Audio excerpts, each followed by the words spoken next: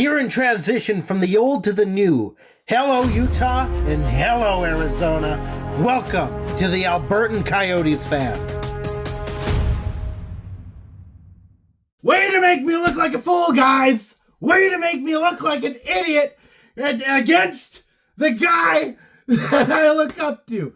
Way to make me out to be this goofball cheering for the wrong team because Yotes lose 3-2 against the Toronto Maple Leafs. And the title of the video, the title is Discount Dangle. And I already had that title in mind before we even started the game. That was going to be what was going, that was the title that I came up with all by myself. I'm so proud of it. And then the posts. Both sides had posts in this game. Toronto had a couple post shots that didn't go their way. Utah had a couple that didn't go their way. And it wasn't great. So unofficial title for this video could absolutely be just posts. But that's not the thing that's really bugging me in this game. See, I can be upset about the post. I can be upset that the post is a better goaltender than the actual goaltender in the net, which I can't say actually because Vamelka made a really good save in the opening frame. Wolf pulled off an incredible move in the later part of the game. So goaltenders, I guess, actually deserve some credit. But the Yotes lost to what is essentially an AHL team. I know they're at the bottom, they're at the back half of a back-to-back. I get it. I understand. They played yesterday. They beat the Penguins. It was 6-1. It was great. I wish that we could do it again against the AHL team. We played against the Toronto Marlies, and we lost to them. We lost to the Toronto Marlies. It's not even that we just lost to the Toronto Marlies. We also lost to the team that stole Shane Doan. We lost to the team that stole our icon. Utah, I guess, doesn't get the icon. That stays back in Arizona. But as far as that goes, that's semantics. This is the same team. This is the Yotes. This is the hockey part of the Yotes. They call it an expansion franchise. It's not an expansion franchise. It is just the Coyotes in another place that Shane Doan used to play for. And now he's in Toronto. We actually got to see a shot of him in the broadcast. That was neat. And I don't want to hear anything about the rebuild. I don't want to hear anything about Marino or Dursey being out. I don't want to hear about any of it because the same old story happens again. Stay out of the box! Stay out of the box! Stay out of the box! Stay out of the box. Steve Dangle's got his thing. If you're a goaltender, tend the goal. I've got my own now. And stay out of the box. Stay out of the box. Please, for the love of Mike Lamoureux, please stay out of the box. Could you imagine we had 12 penalty minutes in this game? Could you imagine what could have happened if we didn't spend 12 minutes in the box trying to kill a penalty? One of them was a 5-on-3. I'm surprised we killed that one, but we didn't have to kill that one. They were stupid penalties. One of them was, again, we suck at math, apparently. Count how many guys are supposed to be on the ice. 6, technically, 5 that aren't goaltender. You gotta know how to count. And the Yotes didn't know how to count. They go down a man for putting too many men on the ice, because you can't do that. Stay out of the box! Stay out of the box! We learned yesterday what happens when the other team doesn't know how to stay out of the box. They went and lost that game. The Penguins lost.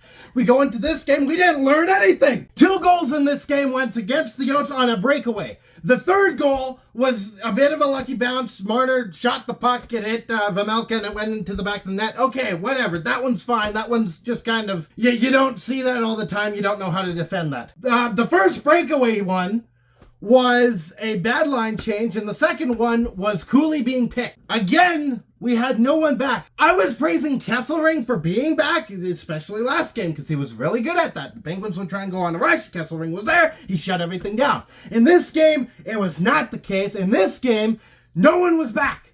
No one was there.